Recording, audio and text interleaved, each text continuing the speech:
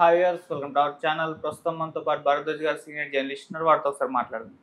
Sir నమస్కారం. Sir నమస్తే అండి. సార్ జగన్మోహన్ రెడ్డి గారు నిన్న పల్నాడు పర్యటనకు వెళ్ళడం జరిగింది సార్. అయితే అక్కడ కార్యకర్తలు పెద్ద ఎత్తున ప్లకార్డులు పట్టుకొని అయితే ఫుల్గా రెచ్చిపోయినట్టుగా చెప్పుకోవాలి. అంటే ఆ ప్లకార్డుల పైన ఉన్న టైటిల్స్ చూస్తే సార్, మేము అధికారంలోకి వచ్చిన తర్వాత 2029లో మాదే అధికారం, అప్పుడు చూపిస్తాం, గంగమ్మ తల్లి జాతరలో పొట్టెలు నరికినట్టు రప్పారప్ప నరుకుతామంటూ కూడా పట్టుకొని చేరారు. ఇప్పుడు వాళ్ళ పైన కొంతమంది పైన కేసులు నమోదయ్యి అరెస్ట్ కూడా అయ్యారు. అంటే ఈ స్థాయికి వెళ్ళిపోయారేంటి అని చెప్పేసి ఒక చర్చ అయితే జరుగుతుంది. సో మరి దీన్ని ఏ విధంగా అర్థం చేసుకోవాలంటారు సార్? అంటే ప్రతీకార ధోరణి అన్న టైప్లో జరిగిపోతుంది. అంటే తమిళనాడు తరహా రాజకీయాలు ఆంధ్రాకు వచ్చేసినాయి అని చాలామంది మాట్లాడుతున్నారు, కానీ దాన్ని మించిన స్థాయిలో నడుస్తోంది. ఓకే. నిన్న అంటే ఏ స్థాయికి వెళ్ళిపోయిందంటే పరిస్థితి, నిన్న ఆయన కాన్వాయ్ తగిలి ఒక వృద్ధుడు చనిపోవడం జరిగింది. దీన్ని వెంటనే ఆ ఇష్యూని క్యాచ్ చేసి సోషల్ మీడియాలో అంటే జగన్ కాన్వాయ్ బలి తీసుకున్నటువంటి వృద్ధుడు అనేది అక్కడ వరకు ఓకే. ఇంకా ఎంతమందిని చంపుతావు జగన్, నువ్వు నీ నీ రక్తదాహానికి అంతే లేదా అన్న పద్ధతిలో వెళ్ళిపోయి, అంటే ప్రమాదాలు జరుగుతాయి. ప్రమాదాలు జరగటం పర్టికులర్గా పబ్లిక్ ఉన్నటువంటి చోట మాత్రమే కాదు, ఎక్కడైనా ఏ యాక్సిడెంట్ అయినా ఎవరికైనా జరగచ్చు.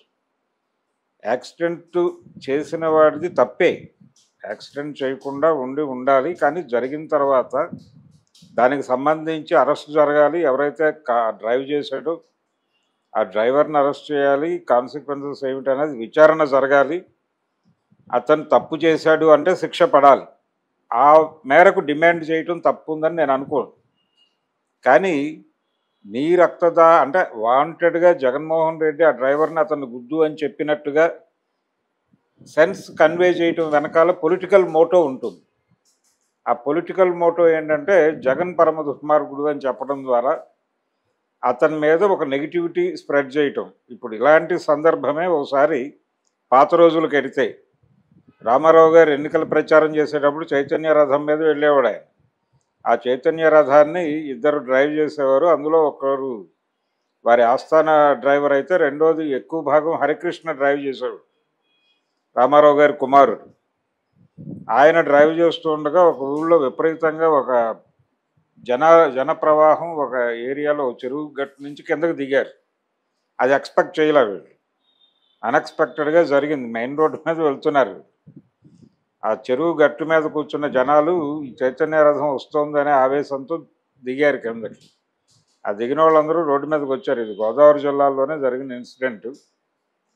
వ్యాన్, ఈ చైతన్య రథం అన్కంట్రోలబుల్, అది బ్రేక్ వేసాడు అయినా కంట్రోల్ కాలేదు. ఒక ప్రాణ నష్టం జరిగింది. ఆ సందర్భంగా జరిగినప్పుడు ఇమ్మీడియట్గా ఆయన దిగి ఈయన్ని మందలించాడు, డ్రైవర్ని మార్చాడు. తర్వాత అది హరికృష్ణ డ్రైవ్ చేస్తుండగానే జరిగింది. దానికి సంబంధించిన కాంపన్సేషన్ ఇవన్నీ అక్కడికక్కడే మాట్లాడి ఇష్యూని అక్కడే సెటిల్ చేయటం జరిగింది. దాంతో ఏమైందంటే మర్నాడు వార్తగా మాత్రమే వచ్చింది. దాని మీద ఇతరత్రా స్ప్రెడ్ చేసే అవకాశాలు దొరకలేదు. నిన్న జగన్ కూడా అది చేసి ఉండాలి. జగన్ కూడా ఇమ్మీడియట్గా వెళ్ళి దానికి అక్కడ యాక్టివిటీ మొత్తం తన కంట్రోల్లో తీసుకొని ఆ జరిగిన వ్యవహారం పట్ల చర్యలు తీసుకోవడం దగ్గర నుంచి మొదలు పెడితే తను ఎలా రియాక్ట్ అవుతాడు అనే దానికి సంబంధించినటువంటి వ్యవహారం నడిపేసి ఉంటే అదొక పద్ధతిగా ఉండేది. కానీ ట్రోలర్స్ ఉన్నారు ప్రపంచంలో అనే విషయం మర్చిపోతున్నారు. ట్రోల్ కంట్రోల్ చేయటం అనేది సాధ్యమయ్యే పని కాదు. ట్రోల్కి యాంటీ ట్రోల్ పెడితే కంట్రోల్ అయిపోతుంది అనుకోవడం కూడా తప్పే. అందుకని నాయకుల్లా బిహేవ్ చేయటం లేదు. నాయకులుగా బిహేవ్ చేసినా ఈ గోల ఉండదు. ప్రతీకార ధోరణి అంటే మేము అధికారంలోకి వస్తే మిమ్మల్ని అరెస్ట్ చేస్తాం, మిమ్మల్ని మీ తాట తీస్తామని చెప్పడం తప్పే. ఏది మేము రప్ప నరుకుతాం ఇలాంటివి పట్టుకోవడం అనేది ఖచ్చితంగా తప్పే. అంటే ఈ మాట అనటం అంటే వాళ్ళని అడ్మిట్ చేయటమే. ఇప్పుడు కావాల్సింది ఏమిటి? నువ్వు కొత్త మార్గాన్ని ఏర్పాటు చేయదలుచుకున్నప్పుడు కక్ష సాధింపు అనేది సబబా కాదా అనేది సమాజంలో విస్తృతమైన చర్చ పెట్టాలి. వరుసగా మీ మీద కేసులు పెడుతున్నారు. ఇప్పుడు కొడాలి నానిని కస్టడీలోకి తీసుకున్నారని ఒక వార్త ప్రచారంలో ఉంది. కొలంబోలోనో ఎక్కడో ఆయన కస్టడీలో తీసుకున్నారు అని ఆల్రెడీ పోసాని కృష్ణమురళి దగ్గర నుంచి మొదలు పెడితే గన్నవరం మాజీ ఎమ్మెల్యే వరకు చూసాం మనం. ఇది జరుగుతోంది. ఇది సబబా కాదా, ఇది కరెక్ట్ కాదు, ఈ ధోరణి కరెక్ట్ కాదు, ప్రజాస్వామ్యంలో ఈ పద్ధతి కరెక్ట్ కాదు, చంద్రబాబు నాయుడు ప్రజాస్వామ్యాన్ని తొంగలో తొక్కుతున్నాడు అనే పాయింట్ మీద రాష్ట్ర వ్యాప్తంగా మీరు విస్తృతంగా సదస్సులు, సెమినార్లు, అలాగే సమావేశాలు, స్ట్రీట్ మీటింగ్స్ పెట్టి జనాల్లోకి తీసుకెళ్ళాలి కదా. ప్రభుత్వం వైపు నుంచి జరిగిన ప్రతి తప్పుని మీరు జనంలోకి తీసుకెళ్ళి ఎండగట్టడానికి మీ క్యాడర్ని సర్వీస్ చేయండి. అలాగే మీ నాయకుల మీద పెడుతున్నటువంటి ప్రైవేట్ కంప్లైంట్స్ని ప్రభుత్వాలు ఎంత వేగంగా తీసుకుంటున్నాయి, పోలీసులు ఎంత వేగంగా స్పందిస్తున్నారో మీరు చూస్తున్నారు. మీరు కూడా ప్రైవేట్ కంప్లైంట్లు లాంచ్ చేసి అంత వేగంగా ఎందుకు స్పందించరు అని చెప్పి నిలదీస్తూ ధర్నాలు చేయండి. అది మీరు చేయవలసిన పొలిటికల్ ప్రోగ్రామ్. అంతే తప్ప మీరు మమ్మల్ని కొడితే మేము మిమ్మల్ని కొడతాం, తర్వాత మీరు అధికారంలోకి వచ్చి మమ్మల్ని కొట్టండి అంటే, ఇప్పుడు మేము అధికారంలోకి వస్తే మిమ్మల్ని చంపేస్తామంటే మీరు అధికారంలోకి వచ్చినప్పుడు మమ్మల్ని చంపమని చెప్పడమే. డెమోక్రటిక్ స్పేస్ని దాటి వెళ్ళిపోయి బిహేవ్ చేస్తున్నారు అందరూ. చంద్రబాబు, జగన్ ఇద్దరూ చేస్తున్నది ఒకే తప్పు. ఈ ధోరణి సబబు కాదు. ప్రజాస్వామ్యంలో ఉంటున్నామని అనుకుంటున్నాము.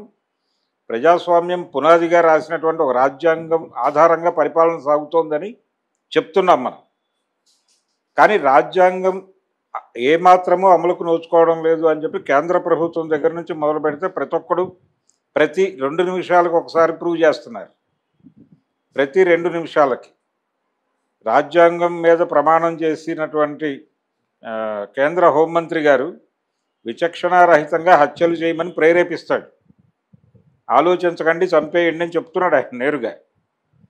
రెండో వైపు ఇక్కడేమో మీరు అధికారంలో ఉండగా మా మీద కక్ష సాధించినందుకు, మీరు అధికారంలో ఉండగా మమ్మల్ని వేధించినందుకు మేము ప్రతీకారం తీర్చుకుంటామని రెడ్ బుక్ అంటాడు ఒక ఆయన. వీళ్ళేమో మా దగ్గర బ్లూ బుక్ రెడీ అవుతోంది అంటారు. ఈ రెడ్ బుక్కి బ్లూ బుక్కి మధ్య ఒక ఘర్షణ. మేము కేసులు పెడతామంటే మేము అధికారంలోకి వచ్చాక మేము కేసులు పెడతాం, మేము చంపేస్తామంటే మేము అధికారంలోకి వస్తే మేము చంపేస్తాం. ఈ ధోరణి పట్ల వ్యతిరేకత వ్యక్తం చేయాల్సినటువంటి అవసరం ఉంది. అంటే అక్కడ ఆంధ్రప్రదేశ్లో ప్రజాస్వామ్యాన్ని కాపాడుకోవడానికి ఒక 3వ సోర్స్ అవసరమైన పరిస్థితి. ఇప్పుడు వామపక్ష పార్టీలు కానీ, వామపక్ష ప్రజా సంఘాలు కానీ ఇమ్మీడియట్గా రంగంలోకి దిగి ఇద్దరిని కంట్రోల్ చేయాల్సిన ఒక అవసరం ఏర్పడింది. అందుకని ఈ ప్లకార్డులు పట్టుకున్న వాళ్ళ మీద కేసులు పెట్టడం అనేది జరుగుతున్న సందర్భంలోనే ఈ అరెస్టులు చేయటం, అంటే అరెస్టులు చేయటం నిజానికి ప్రజాస్వామ్యం మీద ఏమాత్రం వాళ్ళకి గౌరవం ఉన్న తెలుగుదేశం పార్టీకి కూడా, కూటమి ప్రభుత్వానికి ఏమాత్రం గౌరవం ఉన్నా వాళ్ళు చేయవలసిన పని ఏంటంటే వాళ్ళ మీద కేసులు పెట్టడం కన్నా కూడా ఓపెన్గా ఒక ప్రెస్ మీట్ పెట్టి ఈ ధోరణి సబబు కాదు, మీరు ఈ తరహా పద్ధతుల్లో ప్లకార్డులు పట్టుకొని హింసని ప్రేరేపించడం తప్పు అని చెప్పాలి. అరెస్టులు చేసి కేసులు పెట్టడం మళ్ళీ కక్ష సాధింపే. అలాగే ఇది చెప్పటం, వాళ్ళు కూడా ఇలా చేయటం కరెక్ట్ కాదు అనేది వాళ్ళ పార్టీలో ఉన్న జ్ఞానులు వాళ్ళకైనా చెప్పాలి.